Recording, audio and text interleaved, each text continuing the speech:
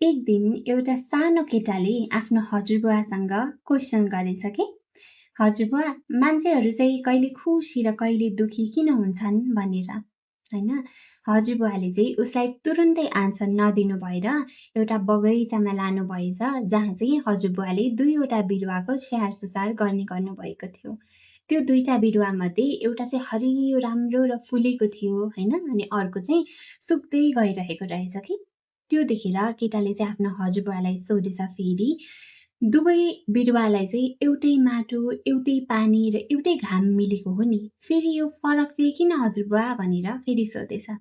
हजुरबुवाले चाहिँ मुस्कुराउँदै जवाब दिनुभएछ, किनभने मैले एउटा बिरुवालाई मात्र हेरेको होइन नि बाबु, त्यसको वरिपरि उम्रेको झारपातहरू पनि उखेलेर फ्यालेको छु, अनि अर्को बिरुवामा चाहिँ झारपातलाई वास्ता नगरिकन बढ्न दिएँ भनेर भन्नुभएछ हैन। केटा चाहिँ केही बेर सोचमा परेछ कि अनि हजुरबुवाले बिस्तारै फेरि जवाब दिनुभएछ, जीवनमा चाहिँ खुसी पनि बिरुवा जस्तै हो बाबु, त्यसलाई खुसीलाई मात्रै हुर्काएर चाहिँ हुँदैन हैन। दुःख, चिन्ता, ईर्ष्या, त्यो सँगसँगै निस्किने नकारात्मक सोच जस्ता झारपातहरू चाहिँ हामीले हटाउँदै जानुपर्छ भन्नुभएछ।